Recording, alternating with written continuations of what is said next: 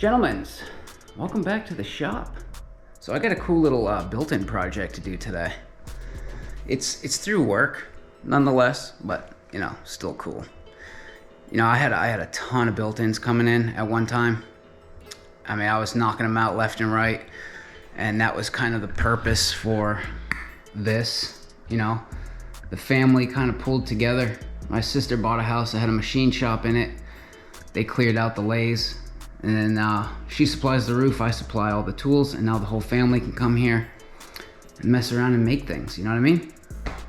It's quite nice to have. The boss doesn't have any of this, so, but he doesn't have like hand planes. He doesn't understand any of this. He kind of made fun of me for my obsession over these, but he has no clue. This was probably one of the best investments I ever made because A, you can't get these right now. You can probably get, you know, cheap brands, but you cannot get Lie-Nielsen or Veritas right now. And if you can, it's very, very limited. Lie-Nielsen, I've noticed for the past 3 years, you cannot get a single hand plane. They did a limited production on the scrub plane, and I snapped it up as soon as they did, and now it just says out of stock, out of stock, out of stock. It doesn't tell you when it's gonna be back. I spent quite a bit of money on these. Just this guy alone was like $575 after tax. But that is my favorite plane right there. The number 8 joiner, which we're gonna be using that very shortly.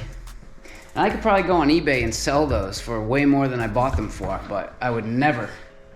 Because I can make way more money off of those than I could by selling them, so. So basically this job kind of came all of a sudden. So I already got started a little bit. Yeah, it just kind of happened. But this is what we're after. Yeah. We've got a little cabinet there, a little cabinet there, big, deeper cabinet in the middle, and then a bunch of shelves above it. So I've got another piece of paper that has actual room dimensions, height, door trim, everything. Depth, what it's supposed to be, got all that.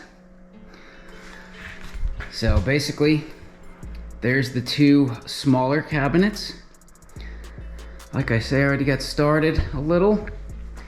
So the guy wants inset doors, and he wants everything to be shaker style and as square as possible. He wants no rounded edges. And I'm like, dude, you have to at least break the edge. And he's like, yeah, that's fine. Just don't router it round. So I got a 1/16 round over bit. So it's just enough to knock the edge off, you know, and make it smooth. That feels really nice. So he's gonna have painted bottoms, painted shelves, and a nice walnut top. And basically the face frames are poplar, and the plywood of choice is 3/4 inch Baltic birch. This stuff is extremely stable, extremely straight, extremely accurate, and in a jam, you can plane it with your hand plane. So if your bottoms are a little off or something's not lining up, you can take your hand plane and give it a little Kimbo slice, you know what I mean? So I already started on stiles and rails, got these all made. Shaker style. And then the center panels are gonna be MDF because it's being painted. And here it is, my little router table that I made. Just kind of hangs off the workbench. There's the door panel bit, which basically just, you know, puts that little detail on it, which we're not going to see that detail. That detail is going to be in the back of the door. And the reason for that is, yeah, usually you see this detail on the front of a door, but you want shaker style and flat. So, I mean, I guess you could get a 1/4 inch piece of MDF and just slot it right in there and Bob's your auntie. But I feel like I've done that before, and when you tap on the door, it just feels cheap. It feels like, it just feels cheap. So the first thing we're gonna do is start with a little shop safety and make sure your firearm doesn't get dusty. Okay, good to go. All right, we're gonna pull out some clamps, some glue, get some wet rags, start gluing these up. So usually, I like to use these little things. They're called space balls. They're little rubber balls that you stuff down inside, and that kind of just keeps the center panel tight and from rattling around. But in this case, I'm not going to do it because I cut these center panels pretty tight, and because of this little detail here going up, this little ramped edge, when I stick these on, they perfectly hit that little ramped edge. So this center panel is going to be extremely snug. I don't think it's going to move. So I'm just going to take a little bit of glue and a crappy brush, spread it out evenly on all these pieces, throw it in the clamps. Use a machinist square to make sure that the doors are square, so that they dry square. Set it on the floor, let it dry, and move on to the next and the next.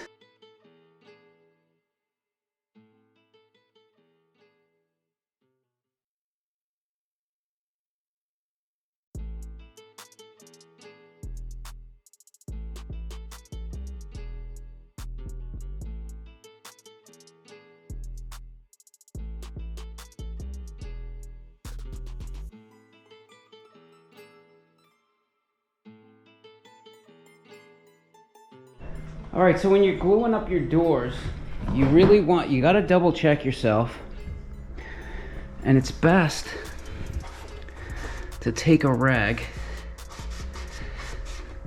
and wipe off any glue that's building up anywhere, especially on the finished side. And the back side doesn't matter so much. But you know, this is gonna be hard to sand in the corners and stuff, you know? So you just gotta check it a few times as it's drying. And you wanna look down like this. Make sure that the door isn't bellying anywhere or that it's twisted. You wanna make sure it's sitting flat against your pipes. You can put painter's tape on the pipes if you're worried about the glue getting on the pipes. I usually just take a scraper and scrape it all off. And these little shop setup blocks are quite nice for stuff like this. Now you can get your gap from your fence to your blade. You don't have to try to jam your tape measure in there and count 30 seconds. You know what I mean? Just makes, these things are useful for all kinds of things. And there's your door stops. Nice. So I just took the spacer, drop a goulash, little peanut butter and jelly sandwich, another drop of goulash, aka wood glue. I nipped the corners, you know, with a slight angle so that somebody reaching into the cabinet doesn't, you know, shred themselves. Clamped it, a couple of pins to hold it, and that should be it. Alright, so normally I like to let the doors sit like overnight, or at least for 4 hours, but I don't have that luxury today. So these have sat for, I don't know, almost 2 hours. That should be good. I'm gonna pull them out of the clamps carefully and sand them down. And if I notice any little holes that might need to be filled, I'm gonna add a little bit of wood glue and sand over that area and jam a bunch of sawdust in there, and that should fill it up. And then we're gonna cut these down so they fit nice.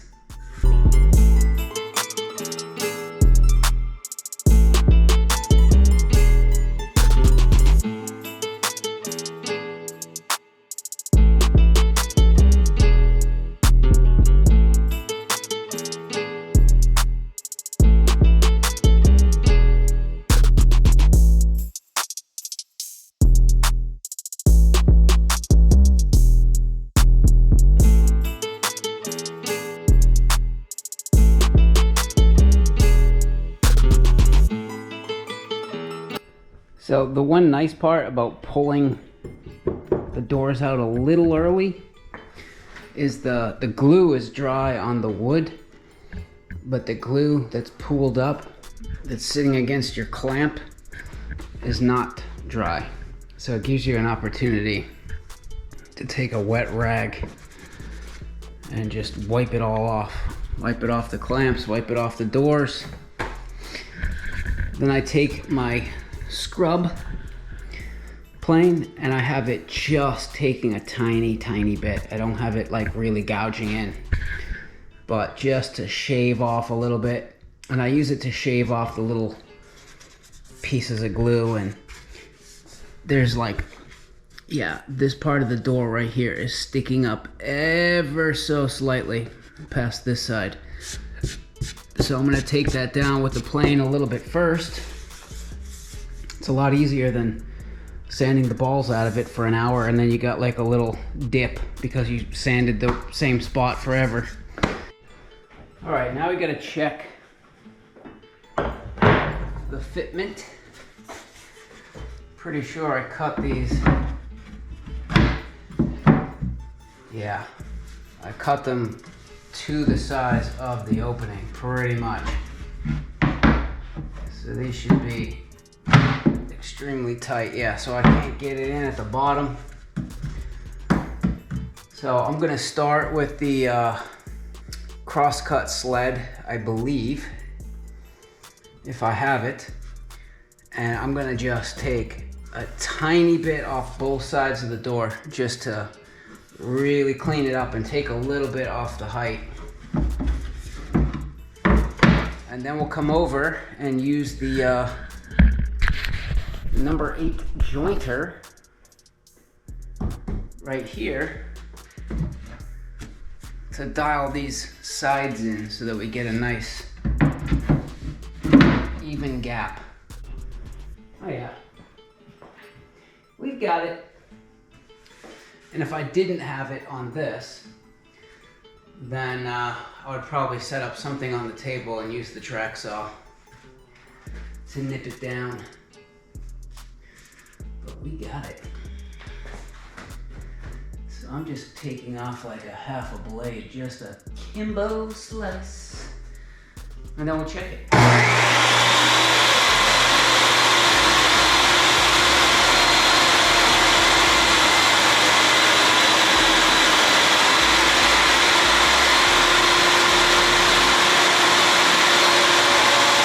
This is where the joiner comes into play. If you could feel this, that is like glass. And you can't tell, but they are off. So this will, it'll cut anything that's sticking up, and any of the valleys, it won't cut until you get a continuous pass and you get one clean cut, and it makes it dead straight and gets all your saw blades out, saw marks.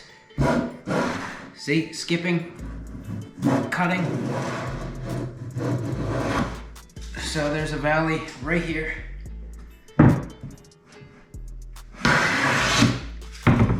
Better.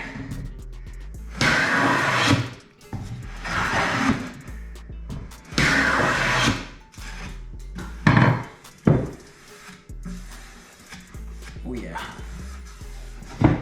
Like a baby's arse. All right. Those fit very nice. Nice and snug. Well, they gave me, the plywood place gave me the wrong screws for going in the back here. So I can't get any further on the doors today. And plus we're running out of time anyway. So what I'm thinking is I'm gonna need a lot of clamps, and we gotta glue some walnut together to make the top for the next cabinet we're gonna build. And I'm gonna want clamps free for building the cabinet. And it's probably gonna take all those clamps over there to do it. So we're gonna cut the walnut down to size, keep the scrap. We're gonna plane down the two mating edges and make sure that they meet up perfectly and they're nice and square. And then we're gonna glue it together on this table and let it sit all night. So I cut them down and I lay them out on the table and flip them around until, you know, you got grains lining up. There's a knot. There's a little hole on the underside of this one, so I have to use this side and flip this thing over twice. And unfortunately, you know, the other side has I think the color. Yeah, see that? I think the color looks better this way because the other side's a lot darker than this side. But look at the belly. I mean, can you see that? There's a real belly in the middle. Oh God, that's gonna be a nightmare to get in clamps. Oh, it is what it is. I'm gonna have to just work up one side, yanking it around and trying to get it as close as possible. And then we'll plane it down at the end if we can't get it perfect. But it looks like, for the most part, you can see the grains are running in the same direction so that when I go to plane this, yeah, hopefully we don't get tear out. Because usually one direction you'll get tear out, the other direction you don't. And some boards, you get tear out in both directions. So it's tough sometimes. But walnut is the most forgiving out of any wood that I've worked with. Walnut and red oak are the two most forgiving woods. They're pretty much, they have the same like spongy texture, I guess. So they just, yeah, I don't know, they're easy to work with.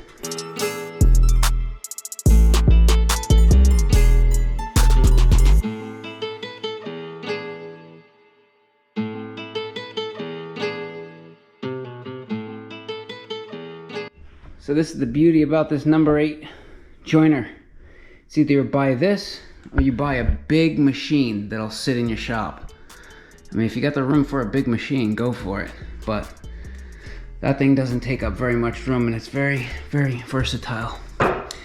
But you want to keep going down the length of the board and get a machinist square and check it. And keep adjusting your blade. It was a little low there and a little high there, so I adjusted my blade a few more passes and we've got it nice. Because if you don't get it nice and square, when you go to glue it up, the middle will pop up or pop down. So you need it to be square and flat.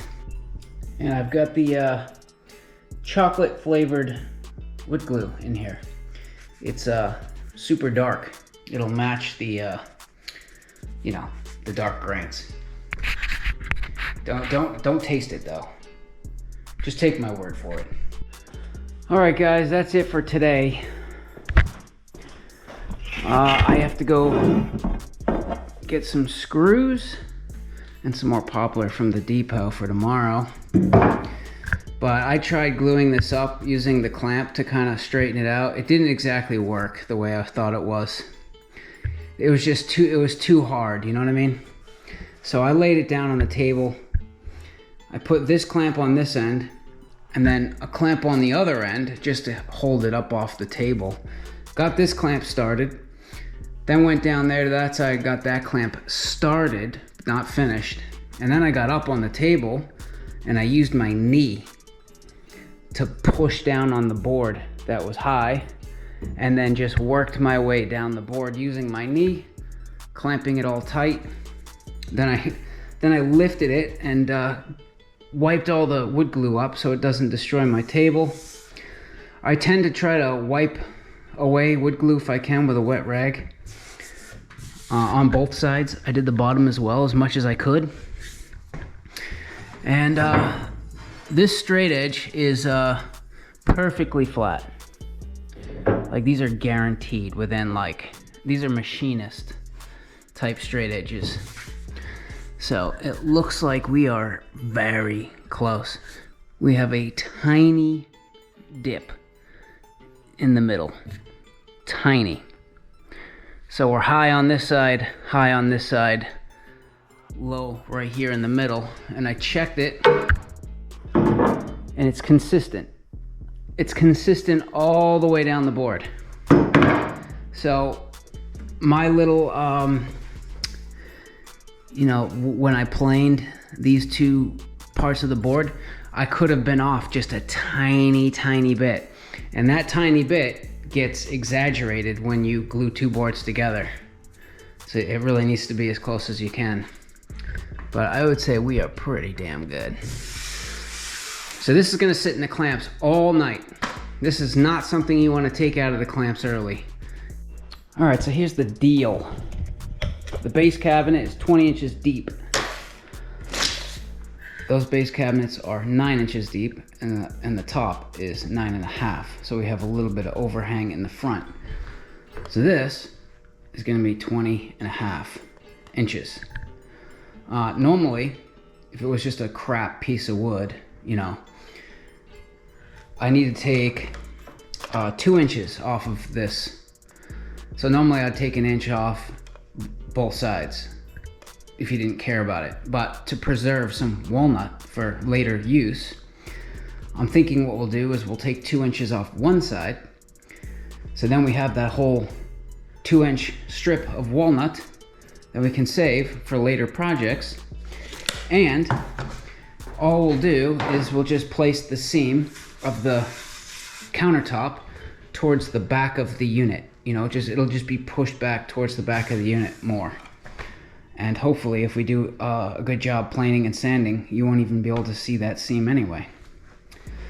That's the goal. We'll see how it goes.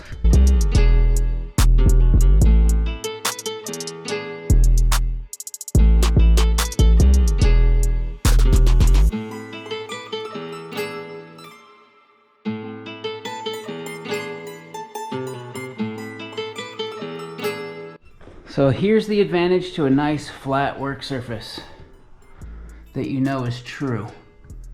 So you can see this board has a little belly in it like this. And this is again why I wanted to make this the bottom. You see the knot hole there. So it's got a belly this way. And then obviously we have a little high point in the middle. So we're not too worried about the bottom, but I'm gonna knock this flat, this middle section, get the glue off. And I'm thinking this was definitely a better choice, because when we flip this back over and install it to the cabinet, I'll have plenty of bracketry. You know, I'll have places that we can screw from the underside and hopefully suck that little belly out.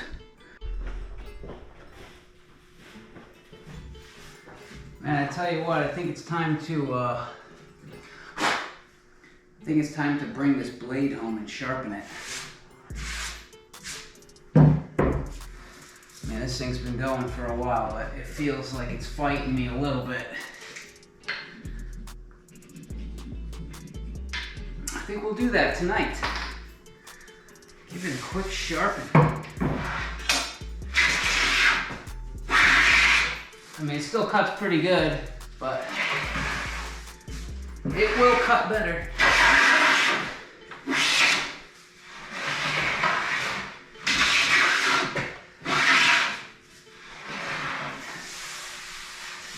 So I'll probably just have to use the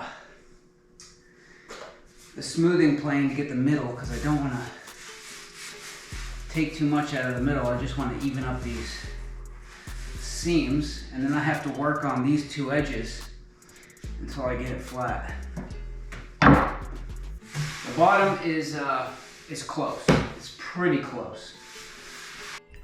Holy crap! Holy crap, man! That's a lot of shavings. A lot of dust you don't have to breathe too. Let's see. Yeah. I would say that would work. All right, it's slice and dice time. So you need to figure out how big you need your cabinet. And it depends on whether the face frame or the actual body of the cabinet is going to hit the wall or a piece of trim or whatever. So you have to figure that out for yourself. But this cabinet needs to be 30 inches tall to the top of the counter, so we have to subtract an inch. So the cabinet carcass needs to be 29 inches tall. The cabinet needs to be 20 inches deep overall. That's with the face frame. So we subtract 3/4, we get 19 1/4. And it needs to be 63.5 wide. So I'm just gonna start cutting panels. Side panels, back panel, you know, then the floor inside. And then we do two little, you'll see, two little things across the top as battens. So you can screw the countertop from the bottom. Also helps kind of hold everything together. And yeah, that's it. Let's slice it up.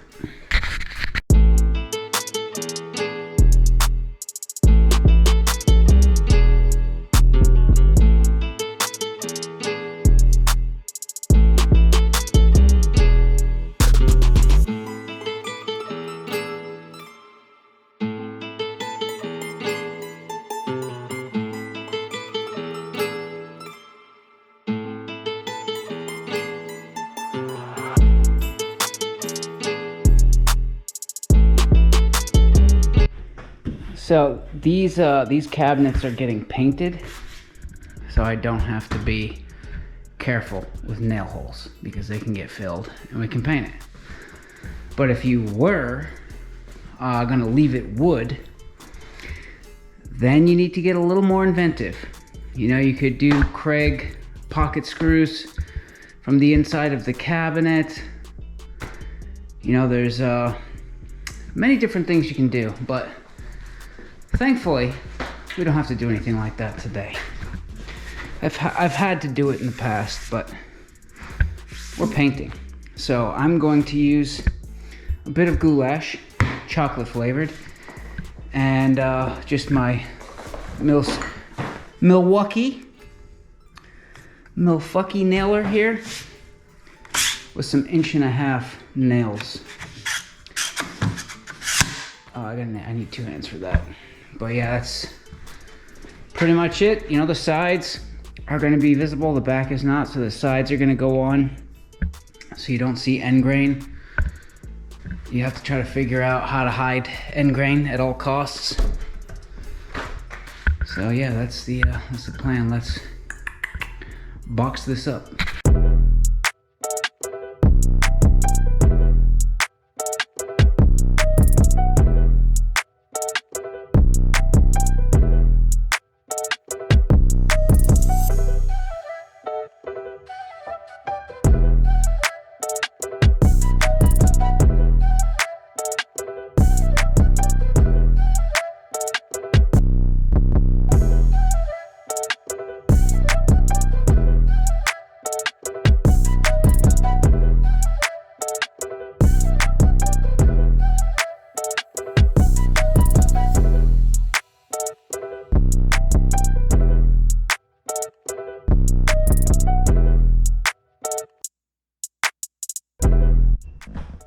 Alright guys, my battery is getting low. I've chewed through 2 batteries already today. So I'm gonna go put the camera on the charger for a minute out in the truck while I put this shelf in here, and hopefully we'll have enough juice to make the we're gonna make the face frame to put on this cabinet. So basically you can see these little battens that I put in front and back. They serve 2 purposes: to hold everything square until you get that face frame on, and once you get the face frame on, this looks flimsy now, but once it's glued and nailed to that face frame, it'll be strong like the back, because that's nailed all the way across the back and on the sides. And this gives us a place to drive a screw in the back and the front up into our top on site later. Alrighty, so there is the box with the shelf installed, edge banded.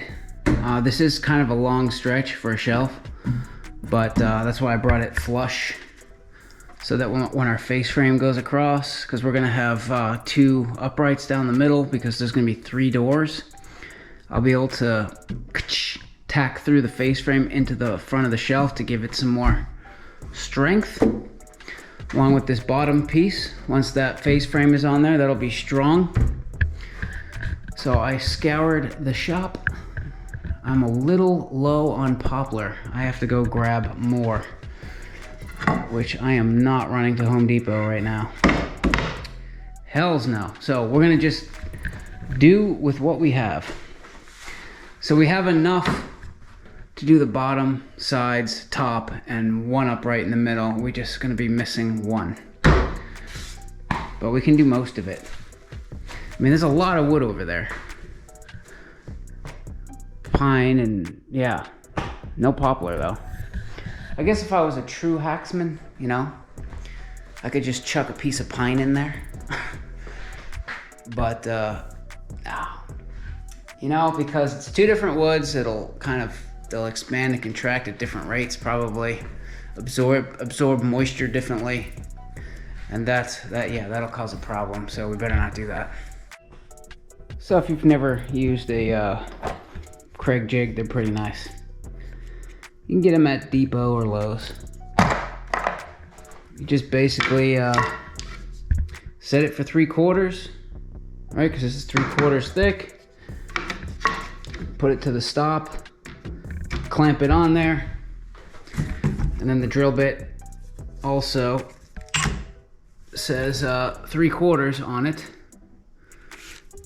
and you clamp that collar at 3/4 and drill them. So they have it's not too expensive. I mean, obviously they have really nice ones, like the machines, if you're gonna be, you know, a production line, but I'm not a production line, so I don't have the nice Kreg kit. Then you gotta get the correct screws. And the one thing about the Kreg jig that I don't like is when you go to screw these together, it tends to pull one board up.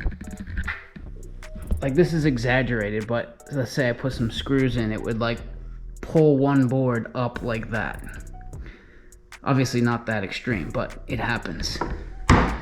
So I put glue in there and I clamp the ever-living balls out of it to the table and then put the screws in. And that helps. But it still happens a little bit sometimes. And then you have to go and plane it smooth after.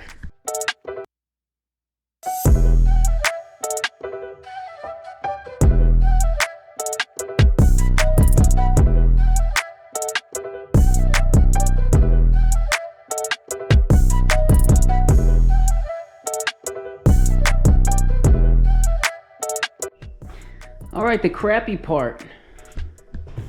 You know, if it was just one spline in the middle, that's easy, right? You just find the middle. But now we're doing 3 doors, so we have to get these spaced perfectly. So I did some maths. I usually try to do it in the calculator and it gets me somewhere close.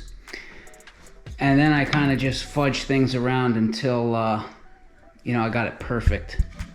So I figured out that it's, and I cut this spacer block at 18 3/8, 1/32 strong. And it fits in perfectly snug, fits in perfectly snug, and fits in perfectly snug. So we've got it spot on. So now we can pocket this into there, using this as my guide. All right, guys, next step. Here's the face of the face frame. There's this is the only thing with pocket screws. I guess this is what you get no matter what, because wood is always a little different. It's never kind of perfect unless you send it through a planer yourself. But the pocket screws tend to lift corners here or there just ever so slightly. So I'm gonna take my smoothing plane and go around and knock all that down flat. And any gaps that I see like this, I'm gonna stick some wood glue in there and then use the sander and sand over it, jam the wood dust in there and fill it. And once that's done, we're gonna flip this over, use the 1/16 router bit, and router all of these corners on the front side and the back side, because obviously you won't be able to do it once we install it. And if someone reaches in there, you want a nice soft edge. I'm not gonna do the top edges and I'm not gonna do the bottom edges, but I'm gonna do the side and inside all of the door openings. So let's do that right now.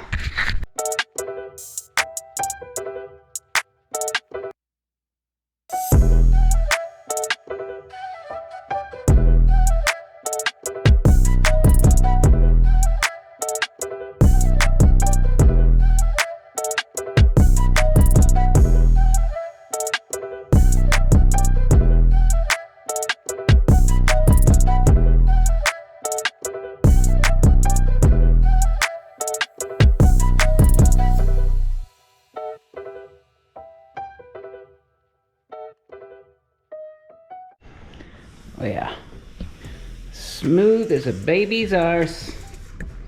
See, no more gap, gone. I didn't do the bottom in this case because it's sitting right against the floor and there might be a piece of, may or may not be a piece of trim going across the bottom, don't know yet.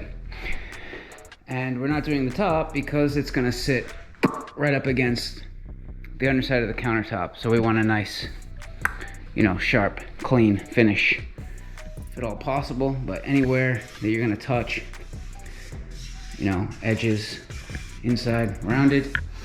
So I notice, you know, I tend to look at cabinets that I install just to see how they did it, just to get ideas, you know, because cabinet shops are kind of set up differently than I am. They have more tools and a production line, I guess. So they can assemble these differently, and they usually put a dado on the back,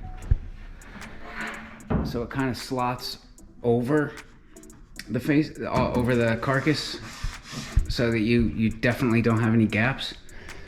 But I don't have the same equipment, you know, because I'm not I guess I'm a professional, but yeah, this isn't all I do. So, you know, I'm a jack of all, but master of none. So I gotta use what I have, which is pocket screws, so I can't do a dado. You know what I mean?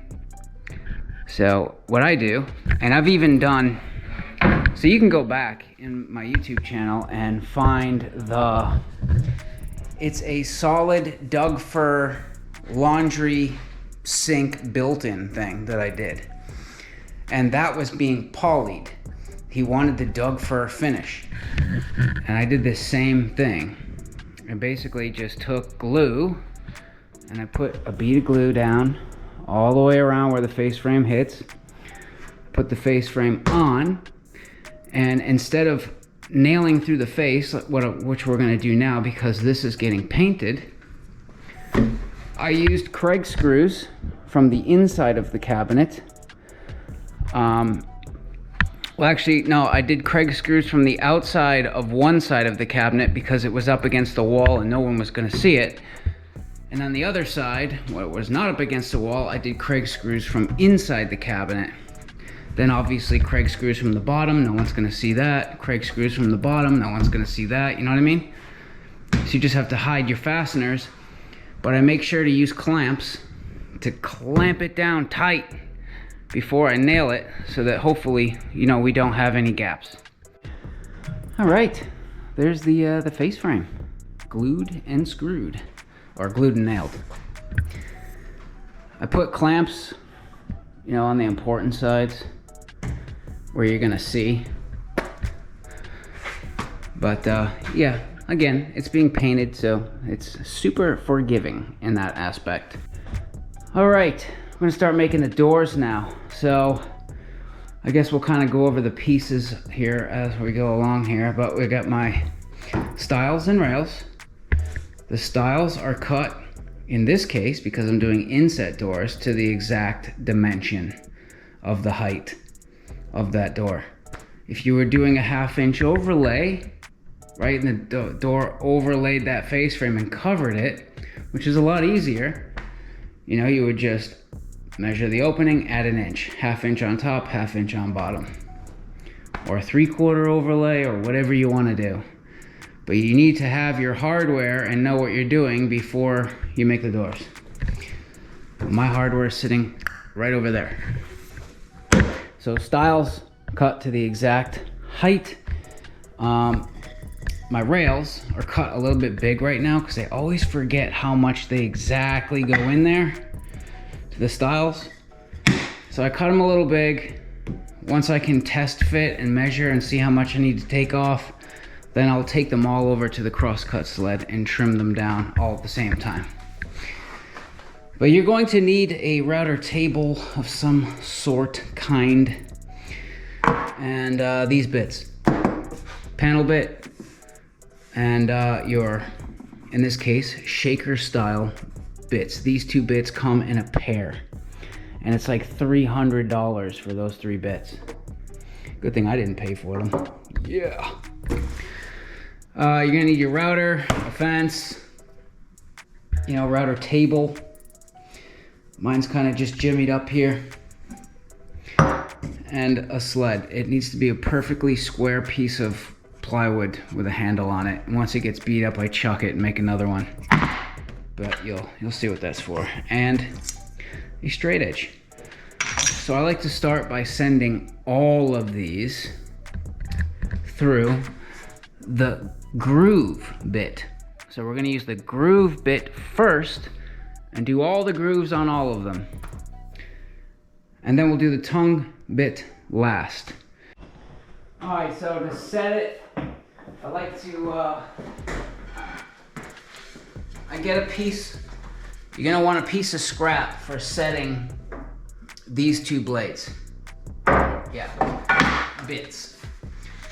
So, I don't mess with the fence right away. First thing I do with the router unplugged is I take the cutting bits and I bring it up until I'm right in the middle, and I just eyeball it. If it's a little off, then it's going to be a little off on all the doors. No one's ever going to notice. But this has 2 cutting blades, so you kind of have to, yeah, we might have to just start a cut and see if we need to adjust. I think it needs to go down a little. Yeah, okay. So once you think you have it, lock your router in. Bring in your fence. I tighten up one side, so I have a pivot. And then I take my straight edge, and there's a bearing on the router bit. I put the straight edge on the fence and bring it in until it just touches that bearing. And there it is. And then cinch down that side. And then you can adjust the fence in or out. You want to go as close as you can without hitting the blade. Don't want to be too close in case it wobbles a little bit. Okay, Drop the shield down a little bit. And set up the vacuum, and I'm gonna start the cut and then check it and see if I need to move up or down at all. Make that adjustment, and once I'm happy, lock it in and then send them all through. All right, so to conserve battery a little bit here, I just went ahead and did these. You know, I did my scrap tester piece first, ran it all the way through, and we'll use this to set up the next bit. But basically, you know, just turned it on, vacuum, and just run it through. And you gotta check, see if you're getting tear out. If you are, increase the blade speed or feed it through slower, or both. You know what I mean? Don't want it all tearing out on you. So now I'm gonna change that blade for the tongue blade. So you gotta be extremely picky when setting up the groove bit. The tongue bit, don't worry about it. Just put it in, slam the ruler to the bearing, and blast it out. But the tongue bit, from my experience, if you put the ruler across the fence and you slide it left to right and it moves that bearing, then you're too far back. For me, I feel like you want the ruler on the fence and the ruler to just barely touch that bearing, but not enough to move it. Because when it moves, I got a little tiny dip right here at the end from when it felt like it hit the bearing and pushed off or something. But then as soon as I fixed it, I got a perfectly straight, clean cut that time. So yeah, you just want to be cautious. So I wanted to check my first one and check this measurement here. I thought I left a little bit extra, but I didn't. We're actually spot on.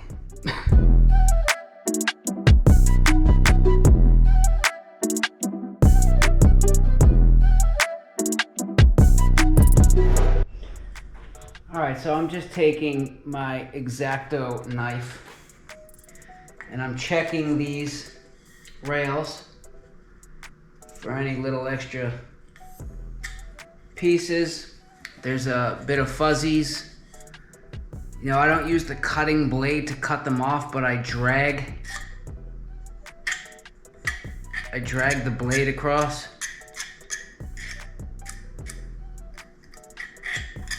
It kind of knocks them off.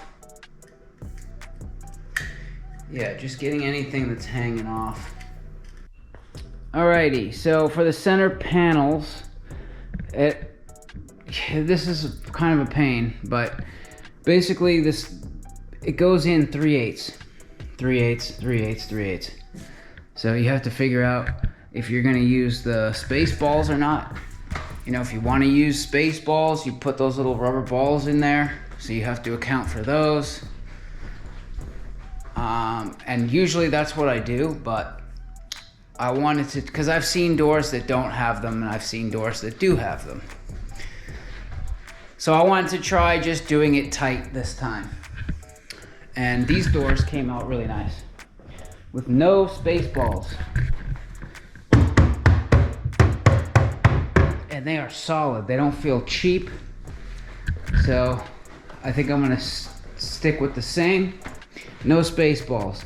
So I just put the frame together, measured the distance, and basically added 5/8. No, sorry. Yeah, 5/8. Because 3/8, 3/8 is 6/8 minus a little bit. You know what I mean? So we have 16th, a 16th for error. So that should be it. Whatever the inside measurement is, plus 5/8. So we got 19 3/4 by 14 and 5/8. That's what the inside panel should be.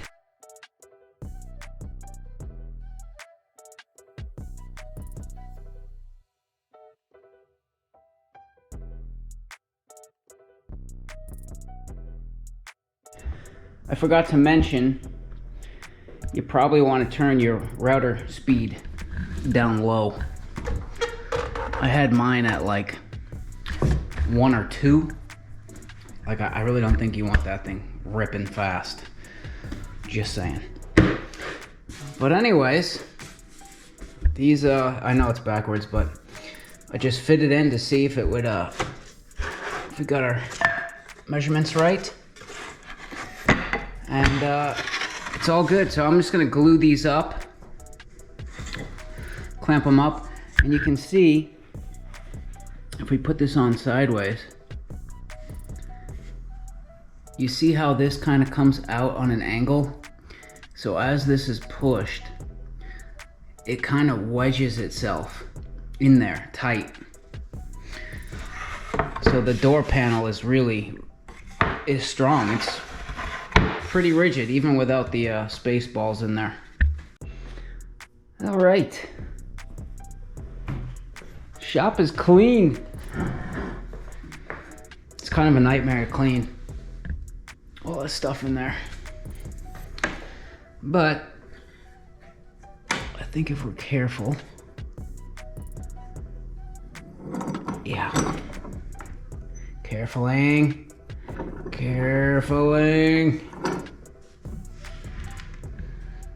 yeah.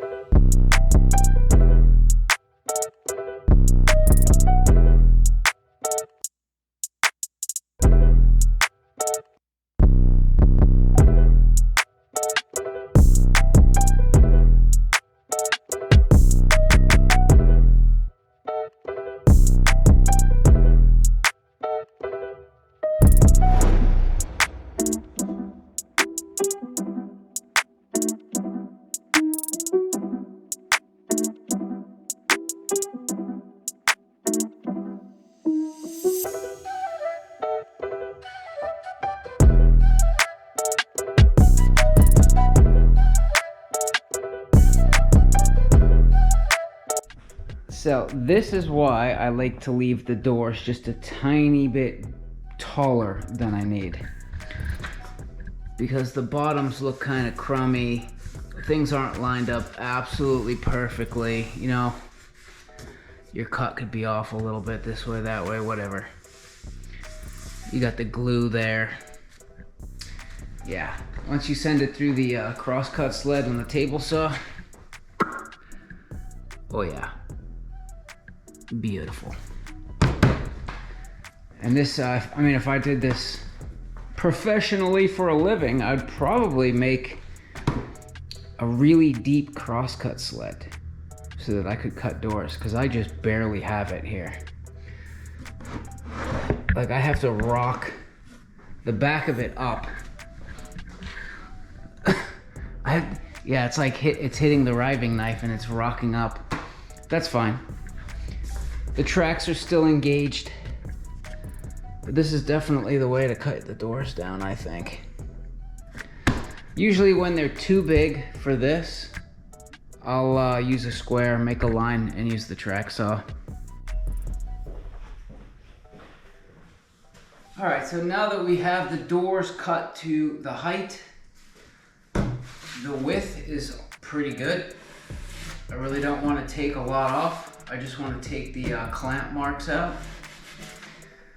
And I started on that door because I forgot my plane blade at home for the number 8. I tried the number 7 Veritas bevel up, and I should have known. I got a bunch of tear out. I just think the bevel ups are better for hard woods. The bevel downs, I don't know, just cut better on softer woods. The number 8 joiner cuts the best out of all of them. I don't know why.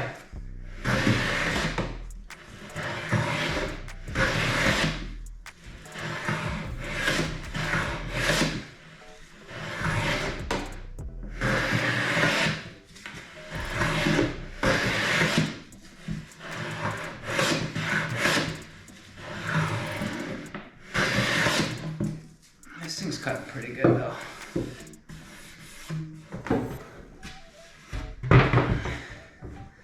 Number 5, Jack.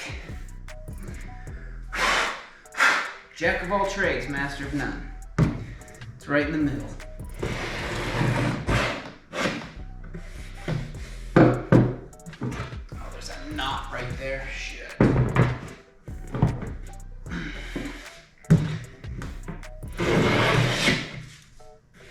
Yep, it's this way.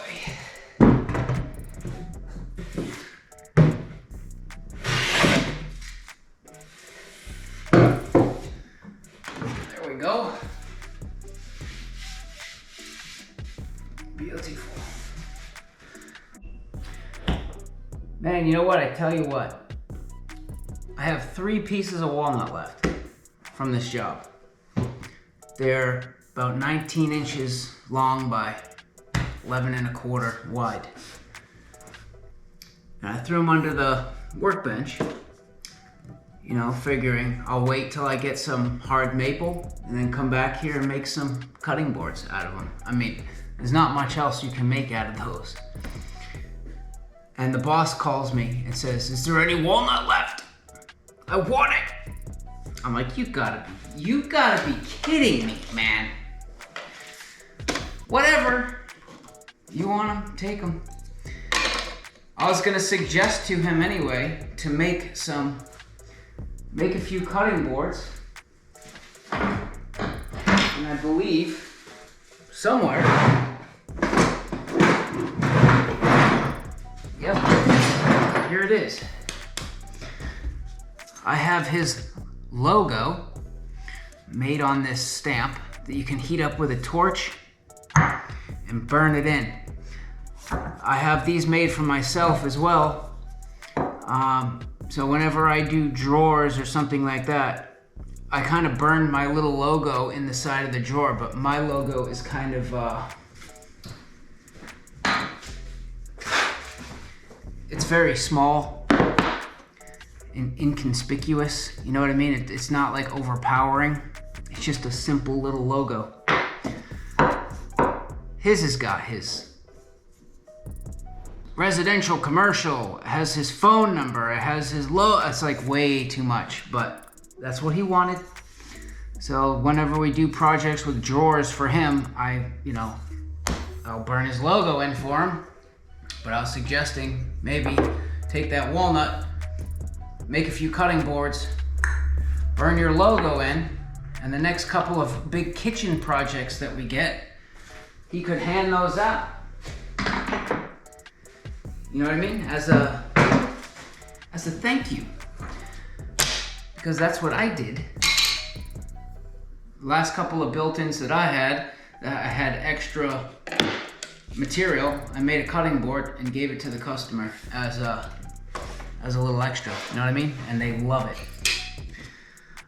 So anyways, we're gonna put the hardware on. I've got like 1 million of these all over the place. I found this little kit at Home Depot. It's like a little template. Basically, it shows you where the 2 holes are that you need for the screws that hold the door hardware on.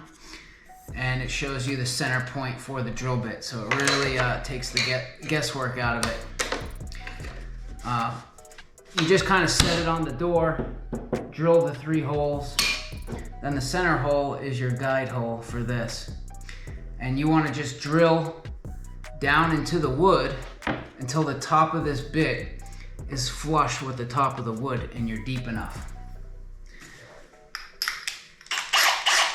And if I was a professional shop, like I say, I would use a drill press, but it comes out just as good without. So I just go down 3 inches, 3 inches. Make a line. Make a line. And I don't have a drill bit, so I'm just gonna, there it is.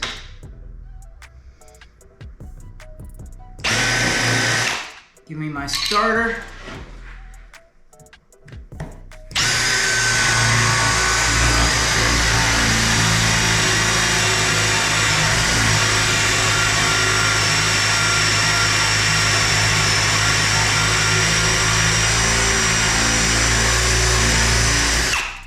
Until it's flush.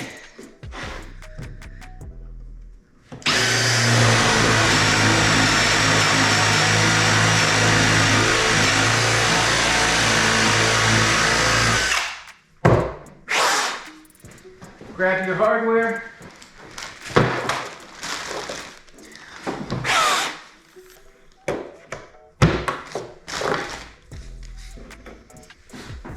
Two screws. Bob's your auntie. Yeah. That's pretty much it. All right, time to mount the doors. So we're gonna do like I did with the other cabinet. I made some spacers. Same thickness as the little rubber bumpers we're gonna stick on later. And I docked the corners so there's no sharp edges inside the cabinet. And then this will kind of just go right in there. Obviously with some monkeying around. And this is a good job for CA glue, which I had some, but it dried. You can put a drop of CA glue, put that on there. You know what I mean? It will hold it in place. A little more CA glue. Clamp it up under there. Throw a couple nails through it, and you're good to go. But I don't have any, so I'm gonna stick with the old wood glue. And these little spring nail punches, these are quite nice for cabinetry, because you don't need a hammer. You know, so if I put this first one in, and I had a nail blow out the back. So instead of trying to swing a hammer inside of this cabinet and potentially ding something, you know, I can just use this spring punch. Yeah, and you don't need a hammer, so. Yeah, look at that. Doors are hung. You can see my little mistake there, where the router bit wasn't set quite right, and we had that little chip taken out, but that's full of wood glue and sanded flush, so no one will see that. But if this was going to be a stained finish, that would have had to been redone. But seeing that we're painting it, very, very forgiving. Doors are all in and working. You know, I spent some time getting the gaps nice, making sure that everything is flush. Looks pretty good. So you guys will probably realize, I mean, if you're doing something for yourself, I would imagine that you'll get it first shot because you know what you want.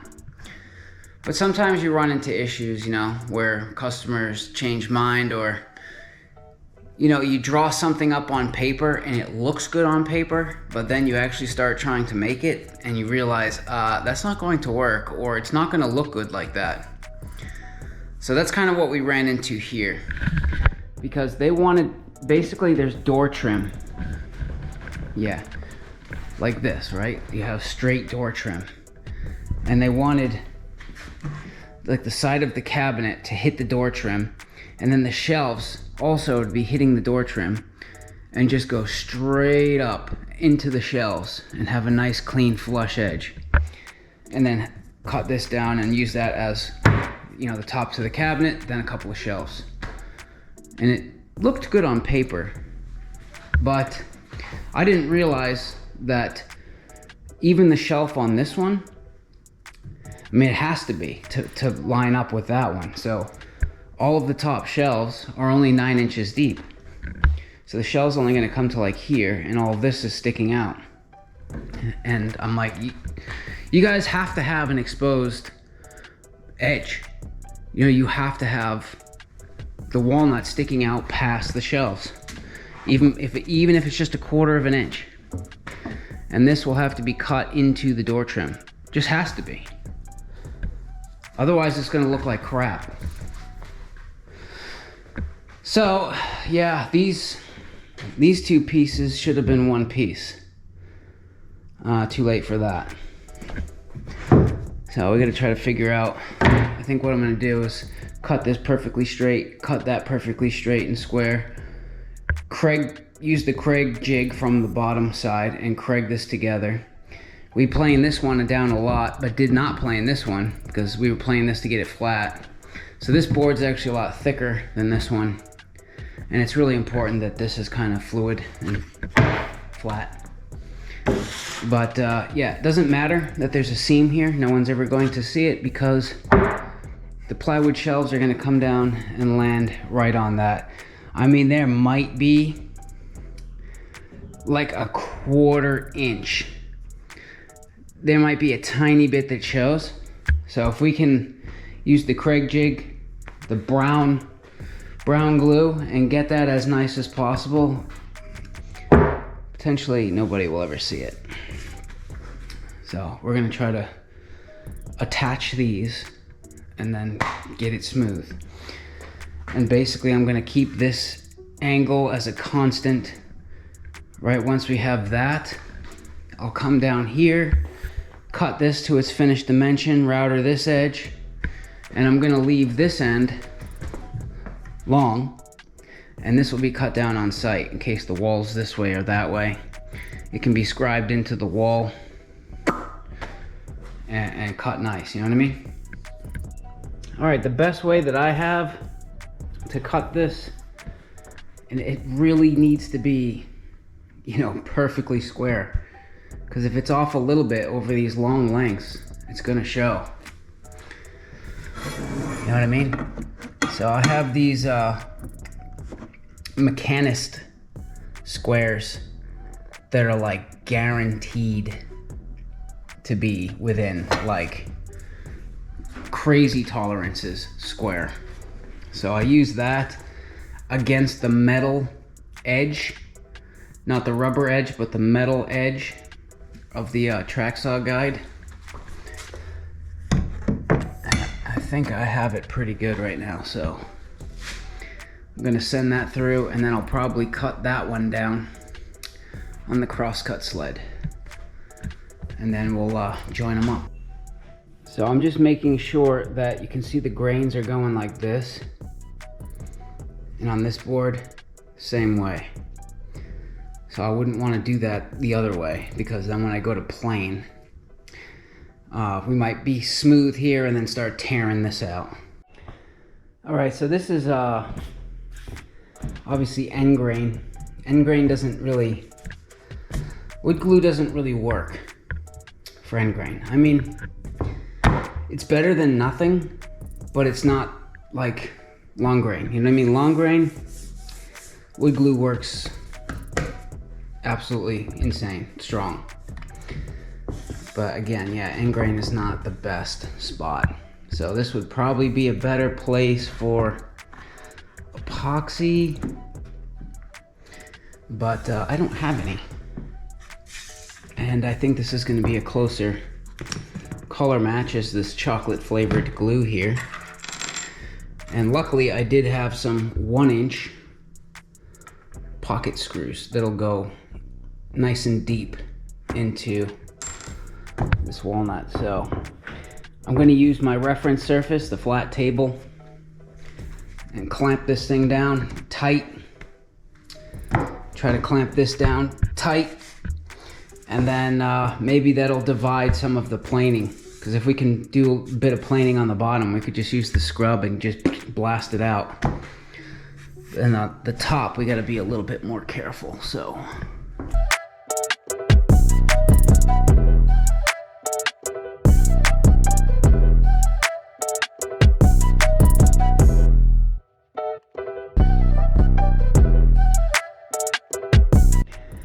Alright, so we're going to start ripping some ply up.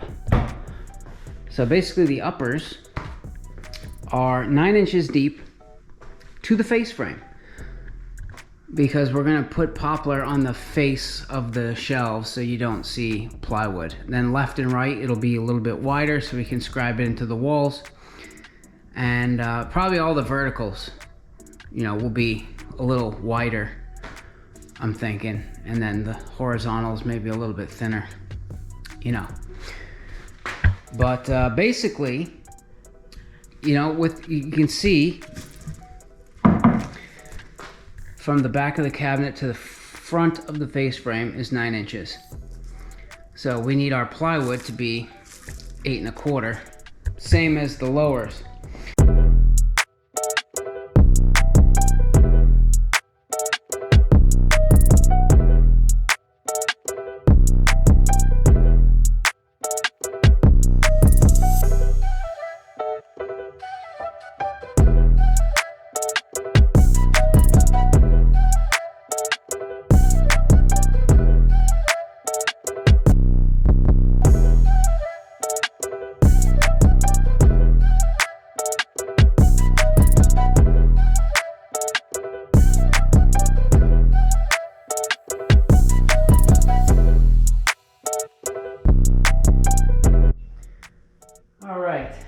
So these are actually coming out a little bit better than I was expecting. I thought there would be a lot more deviation in my cuts, but they're actually not bad. But it's too late for that anyway. I just, you know, I don't trust this rubber edge. So I tend to measure off of this metal spline in the middle, bury my tape measure against that, measure to the edge of the plywood, check it all the way down, make sure it's the same, and then send it. Right? I guess I could have just ripped everything to 8 1/4, but whatever. I'm gonna send it through the table saw anyway. Alright, so I got it all laid out the best I can here. Clamp this board on square with the table. I cut 4 of these side panels. So basically 2 panels per each of these smaller cabinets, which are gonna be pretty much identical. The only one that's different is the center. This bigger one is only gonna have 1 shelf running across the top versus 4. But this was the most important one here. That had to land. It had to go straight across the room and land right on top of that door trim, so it needs to be perfect. So this one needs to be spot on. These other ones, it was just whatever this distance was. Throw 3 shelves in there equally. And then this is gonna be so that when you look into the built-in, like you look up, you see a piece of plywood and it doesn't go up to the ceiling, because I think that would look crappy. Because there's going to be like a trim crown molding type piece that runs across the top. So if just molding runs across the top and you can look up in behind it, yeah, it just doesn't look good. So I cut myself some scrap pieces here to check for fitment, you know. So as I'm going, I'll try to stick this in these channels, make sure it fits tight. And then this piece, obviously I have to use the other birch, but it's gonna be up here at the top. And basically we have this much room plus another inch in between this and the ceiling. So I'm thinking we could put a batten running across the back, and it's only 9 inches deep. So if we put an extension on our drill, I think we'll be able to find a stud, you know what I mean? It's gonna be tight, but we should be able to do it.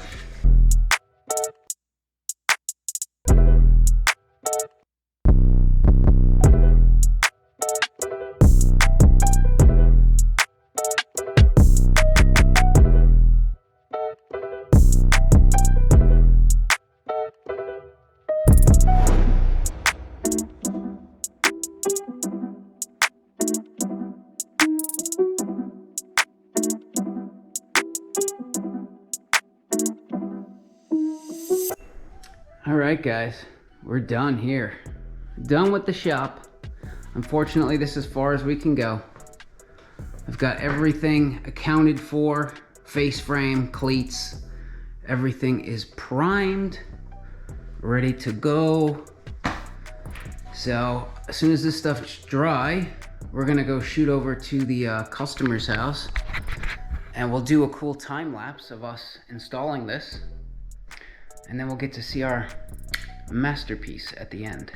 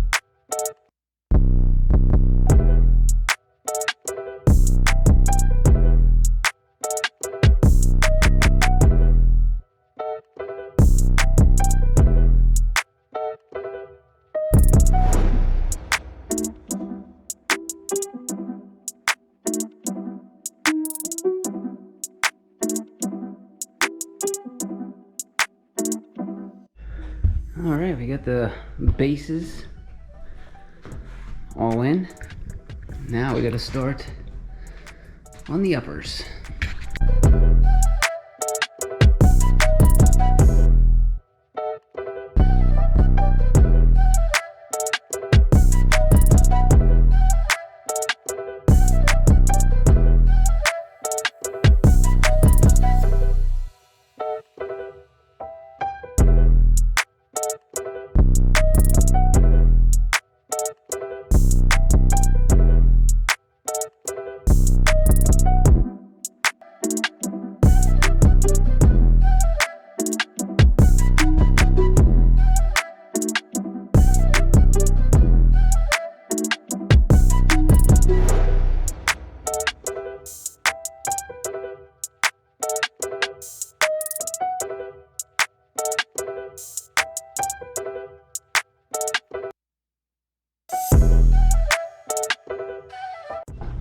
So, luckily, our little cleat design worked. You know, with an extension on the drill, I was able to catch every stud. And then I just toe-nailed it here with a finish screw. And then from this side, so you don't see it now, once the face frame goes on, you won't see that. And I caught one here. And then I caught one from under here. So that's solid. Also, when the door trim goes on, this big flexible piece, I'm gonna toenail into the door trim. And then once the face frame is on as well, it's gonna help stiffen it up. And we'll just use good caulking against the wall, and it should be pretty bulletproof, I would say. All right, we've got the 3 sections up, and here's the parts where we did the dados on both sides. So now I'm just gonna need to measure these, slide those in, figure out how I'm gonna fasten those, probably with some glue, and I don't know, get inventive. Maybe we can toenail from one side or something. Toenail from the top where you're not gonna see it, it's gonna get caulked anyway, you know. And then crown, face frame, yeah, and just little things, baseboard, pretty much there.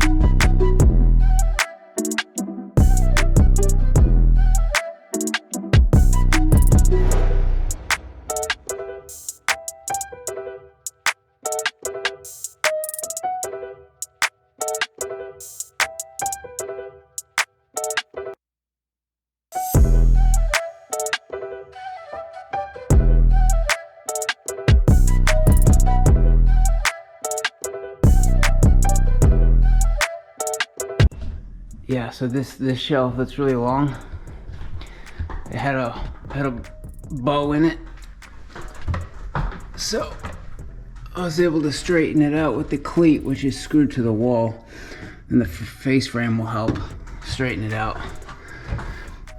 And this looks like it has a minor, because this is pretty long for a shelf, but this is going to be sitting right on the door trim, so I might just tack a temporary cleat here straight until I get that door trim to kind of help prop things up, because I'm trying to prop everything straight. I had this little guide there, a little guide here, which I just used the same one because I don't have very much scrap, but I want everything straight when I nail the face frame on, because that'll, you know, lock everything in pretty much.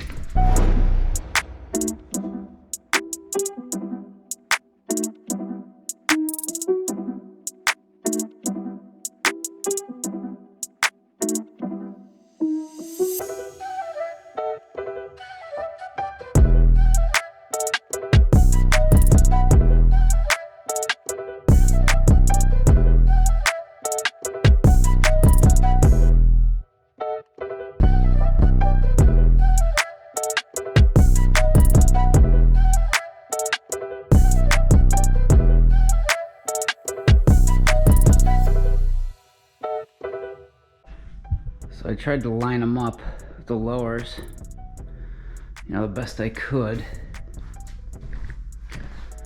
And now we're just putting in the, basically the nosing for the shelves. And you can see, yeah, there's like little differences here. So I'll have to try to pull this around, nail it the best I can, and send the hand plane over this. My little violin maker's plane is great for just, you know, flushing these down. Then a sanding, yeah, see, got just a little bit we gotta take off. Yeah, we're almost there. All right, and there it is. It's getting filled, caulked, painted. Got all the baseboard little pieces on. Everything's covered up, electric's moved. TV mount. Yeah. Looking good. A little caulking and paint and it should be beautiful. Alright, final day for the built-in. We're just touch-up coats, put little bumpers on doors, switch plates, that kind of stuff. Final coat of poly and we're out of here. Let's go check it out.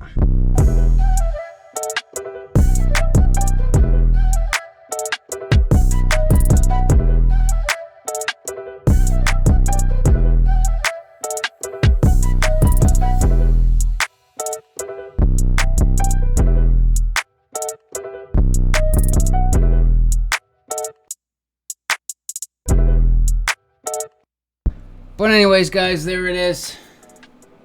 Make sure you thumbs it up. See you later.